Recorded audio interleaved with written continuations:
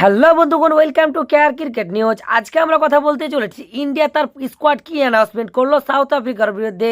ODI match খেলতে চলেছে south আফ্রিকার বিরুদ্ধে 30শে নভেম্বর থেকে, এবং কি তার 15 জন সিলেক্ট করেছে এবং কোন কোন প্লেয়ারগুলো সিলেক্ট করেছে এবং কোন প্লেয়ারগুলো সিলেক্ট করেনি তা নিয়ে কিন্তু আজকের ভিডিওতে আলোচনা করতে চলেছি ফুল ডিটেলসে।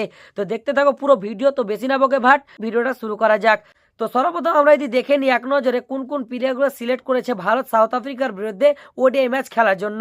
তো সর্বপ্রথম হচ্ছে রোহিত শর্মা, যশস্বী জয়সওয়াল, বিরাট কোহলি, তিলক বর্মা, কেএল রাহুল, ঋষভ পান্ত, ওয়াশিংটন সুন্দর, রবীন্দ্র জাদেজা, কুলদীপ যাদব, নীতিশ কুমার রেড্ডি, হর্ষিত রানা, ঋতুরাজ গায়কোয়াড়, প্রসিদ্ধ কৃষ্ণা, আর্শদীপ সিং এবং ধ্রুব জুরেল। এই সিরিজে কিন্তু কেএল রাহুলকে ক্যাপ্টেন করেছে টিম ম্যানেজমেন্ট। শুভমান গিল, শ্রেয়াস আয়ার ইনজোর্ডের পর এই জায়গাতে কিন্তু কেএল রাহুলকে ক্যাপ্টেন্সি দিয়েছে, এটা আমার খুব ভালো লেগেছে। তার কারণ রোহিত শর্মা যদি ক্যাপ্টেন্সি দিত, রোহিত শর্মা অবভিয়াসলি ক্যাপ্টেন্সিতে অ্যাকসেপ্ট করতো না, যেহেতু তার কাছ থেকে ক্যাপ্টেন্সিটা ছিনিয়ে নিয়েছে রোহিত শর্মার কাছ থেকে টিম সিলেক্টররা। এই জায়গাতে কিন্তু ক্যাপ্টেন্সি রোহিত শর্মাকে দেয়নি, কেএল রাহুলকে দিয়েছে, এবং কেএল রাহুল আশা করি আমরা কেএল রাহুল ভালো ক্যাপ্টেন্সি করবে। এবং এই সিরিজে ভাইস ক্যাপ্টেন হচ্ছে ঋষভ পান্ত। এবং যেই প্লেয়ারগুলো চান্স পায়নি, সর্বপ্রথম প্লেয়ারটি হচ্ছে ডিএসপি সিরাজ। ডিএসপি সিরাজ কেন চান্স পায়নি ভাই, আমার মাথার উপর দিয়ে যাচ্ছে। ডিএসপি সিরাজ কিন্তু এই সিরিজে কিন্তু অবভিয়াসলি ডিজার্ভ করছিল সিলেক্ট করা এবং খেলার, তাকে সিলেক্ট করেনি কেন? তোমরা কি তাকে টেস্ট খেলাতে চাইছো? শুধু টি20 ফরম্যাট থেকে তো অলমোস্ট মুছে দিয়েছো তাকে। ওডিআইটা তো অন্তত খেলাও, তাকে ওডিআই ফরম্যাট থেকেও তোমরা মুছে দিতে চাইছো। এই জায়গাতে কিন্তু ডিএসপি সিরাজ যেহেতু ফিট রয়েছে, এই জায়গাতে কিন্তু ডিএসপি সিরাজকে সিলেক্ট করেনি টিম সিলেক্টররা। টিম সিলেক্টর কেন সিলেক্ট করেনি সেটা তাদেরকে জিজ্ঞাসা করতে হবে, এছাড়া আদার্স কোনো উপায় নেই। ঠিক তাই 2 নম্বর প্লেয়ারটি হচ্ছে জাসপ্রীত বুমরা। জাসপ্রীত বুমরাকে নিয়ে মেনে নেওয়াই যায় যে জাসপ্রীত বুমরা যেহেতু 2026 মৌসুমে টি20 ওয়ার্ল্ড কাপ রয়েছে, ভারত হয়তো কোনো রিস্ক নিতে চাইছে না, ওই জন্যই কিন্তু ভারত জাসপ্রীত বুমরাকে রেস্ট দিয়েছে। আরেকটি প্লেয়ারকে কিন্তু ড্রপ করেছে এই সিরিজের জন্য, সেটি হচ্ছে হার্দিক পান্ডিয়া।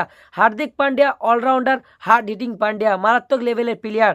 এই প্লেয়ারটি কিন্তু ভারতকে অনেক বহু ম্যাচ একার হাতে জিতিয়ে রেখেছেন, এবং এই প্লেয়ারটিকে কেন রেস দিয়েছে ভারত এবং টিম সিলেক্টর আমার মাথার উপর দিয়ে যাচ্ছে। ঠিক তা উল্টো দিকে আরেকটি প্লেয়ারকে ড্রপ করেছে এখানে আমরা, সেটি হচ্ছে আকসার প্যাটেল। আকসার প্যাটেল এবং রবীন্দ্র জাদেজা দুজনেই কিন্তু একই টাইপের প্লেয়ার, এবং দুজনেই লেফট হ্যান্ড বলার এবং দুজনে left hand batsman. Batting allrounder না ভাই, তারা হচ্ছে বোলিং অলরাউন্ডার এবং মারাত্মক লেভেলের প্লেয়ার তারা। তাদের মধ্যে যে কোনো একজনকে সিলেক্ট করতে হতো, রবীন্দ্র জাদেজাকে ফাইনালি কামব্যাক করিয়েছে। এর আগে সিরিজটা হলো অস্ট্রেলিয়ার সাথে, সেই সিরিজটাতে কিন্তু অবশ্যই তাকে নাইনি, তাকে কিন্তু আবারও কামব্যাক করিয়েছে রবীন্দ্র জাদেজাকে। ঠিক তাই উল্টো দিকে ঋতুরাজ গায়কোয়াড়, তিলক বর্মা, এই দুই নাম কিন্তু নতুন ওডিআই ফরম্যাটে। ওডিআই ফরম্যাটে কিন্তু আমরা প্রতিনিয়ত এই প্লেয়ারকে দেখি না, টি20 ফরম্যাটে প্রতিনিয়ত দেখি।